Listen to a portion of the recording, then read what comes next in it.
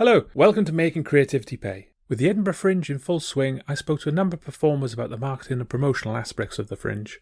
Thanks very much for coming on the podcast. Can you tell us who you are and a little bit about the show? Hi, I'm Mikey Fleming, the co-writer and director of Best Man. Best Man is a comedy about the tragedy of being single in your 30s. Basically, the whole show is a wedding speech where the best man has a breakdown and you're in the congregation watching it all unfold. This is both myself and Coleman Hayes, who's my co-writer and performer of the show. Have you performed at the Edinburgh Fringe before, or is this your first time? What kind of things are you looking forward to most? So it's our first Fringe run. I think we've both done like very short stints, like week-long stints of doing the Fringe. This is the first time we've actually brought a show over, a completely different experience.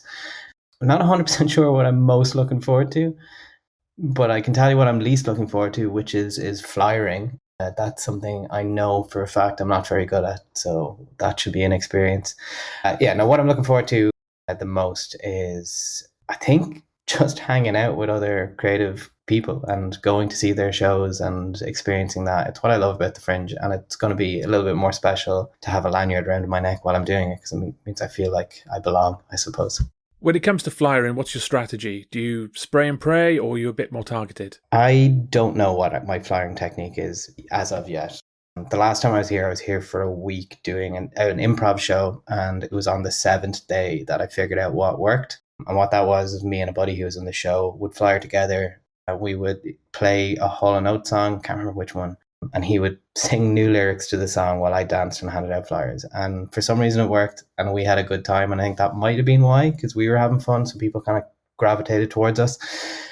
So that's my hope this time, just to find the thing that works and connects with people and makes it a bit of a good time, because it's a horrible experience otherwise. So for the first few days, I'm just going to try a bunch of different things and see which one lands, and then I'll work on that. I brought a suit because our show is wedding themed. So one thing I might try is be a character from the world of the show and be in character as the world of the show. I find it a little bit easier to flyer people if I'm pretending not to be myself. And take from that what you will. When it comes to promotion on social media, what kind of things do you tend to use? Are you all over everything, or do you particularly use a particular platform? I don't know is the answer. How important social media is, I don't know. I think it's very important. I think organic social media is very important. I don't think paid social media works very well, because there's just too much going on and too much clutter, and you spend a lot of money to really get anything back from it. So if you're a big show, then yeah, that's great. But I think definitely having a space where you exist and people can find your show and see more about your show is going to help. We're on TikTok, Twitter, and Instagram, and we're just kind of doing all of them. I don't know which ones are working. You've no idea what ones are actually leading to sales, but I know something's working. So that's all I know. Like our pre-sales are really good, and the programmer of our venue said to us, like, whatever we're doing, keep doing it. And the problem is we don't know what that is. So we just have to keep doing everything and not stop. But yeah, I think it is important, but I can't tell you which ones work better. We're trying all of them, and maybe that's the secret. Just try all of them. But I would probably imagine that's up to how much capacity you have to take that on. So for the venue you're performing at, was there anything in particular that drove the decision to go there? So this is going to be probably our first and only full Fringe run, I'd imagine, for myself and Coleman. So venue choice was very important to us. I think had we planned to do it again next year and kind of build a following, we would have started with a free Fringe venue and kind of had lower costs and lower stakes. But because we're just doing it once, we wanted, we had high preferences, and it was kind of between Pleasance and Underbelly, and Underbelly gave us a great time a great time for us, because we're a play, so we're on at 3:00 basically, and a great venue, which is the Wee Coo in George Square, which is kind of like the perfect size for our show. It's 60 seats and it's very intimate, which is perfect for what we're doing. So yeah, we had to really kind of I don't think I would have done it if we didn't get the right venue. I think that was kind of where we were at. We wanted to be somewhere that had presence, that would help us sell, that would kind of legitimize our show, because we know it's really good and we just want the right people to see it.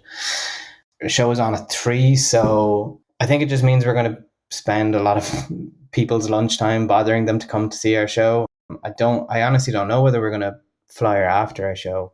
I know when I'm at the Fringe and someone tells me about a show that I can't see today, it's sort of, I'm like, why are you bloody telling me? But at the same time, we're on for 25 days. So, there's going to be people who are here for more than one day and can catch us tomorrow. But yeah, in short, it was a big decision to pick the right venue. And I think we made a really good choice and we're really happy where we are. And it seems to be paying off, to be honest. When it comes to looking at progress, how relaxed are you in terms of ticket sales? Do you refresh it every 10 minutes or are you fairly relaxed about how things go? Things are going great. Everything's going as it should and as we want it to, but at no point in the last 6 months have I been relaxed. At no point has there been a lull where I haven't thought, I should be doing something. There's something I'm supposed to be doing. It's kind of occupied every waking moment and quite a lot of my sleeping moments as well. My dreams have gotten really weird. So yeah, things are going great, but it hasn't stopped myself or Coleman having many anxiety attacks about what we should be doing or other shows. I think the one thing I've tried to promise myself, which I'm going to fail at, is to not take other people's success as our failure and just try and kind of, enjoy the experience, because what we get out of it is what we get out of it. And we're putting in as much as we possibly can. Are there any particular shows you're looking forward to see, or any posters or promotions you've seen? I've got to see that. There are far too many shows to mention, I think. There's so many shows. I'm overwhelmed with the amount of things I want to see. Usually when I come to the Fringe, I do two things. I want to go see a lot of American and Australian comedians because I just don't get the opportunity to see them regularly because, they don't play in Ireland that often. So I'll kind of prioritize the likes of Meg Stalter and Kat Cohen and Mike Birbiglia and buy those tickets because I want to get to check them out. And then I kind of want to see what people are talking about, what people are excited about, what people are raving about, and then make the choices based on that. But one show I'm genuinely really excited to see is a friend of mine has a show called Coffee Kid, and I saw it last year, and it was brilliant. And they've changed it a lot since then. So I'm really just excited to kind of see how it's come on and how they could possibly make it better. But it's on at 1:00. So I'm going to have to wait on to a day where our sales are really good before I can feel comfortable not being flying at 1. I also heard from the cast of The Attendants, who are performing between the 4th and 12th of August, about how they're finding the Fringe. We are the cast of Attendants, and Attendants is about 3 flight attendants and the weird and wacky characters they meet along their way. This is our first Fringe for all 3 of us, but it's going to be a super exciting opportunity to get to network with other creators and lovers of drama. Social media has been really important in promoting the show. We're on every social media possible, and it's been actually really fun to talk to other creatives going to the Ed Fringe. It's a little bit here and a little bit there. We are incredibly excited, but simultaneously there's nerves going on about performing for so many times over the course of a week and a half and making sure we get it right. We've been interacting with loads of other creatives on Twitter and Instagram, and I have to say, Potty the Plant and Macbeth by the Sea definitely look like we have to go and watch them. They look amazing.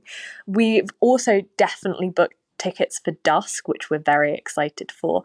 And there are loads of other shows that we cannot wait to go and see. Thanks very much for taking part. Have a great Fringe. Thanks for listening. If you enjoyed this, check out our other episodes where we speak to a number of performers about their experiences at the Edinburgh Fringe, as well as with creatives in other industries about making creativity pay.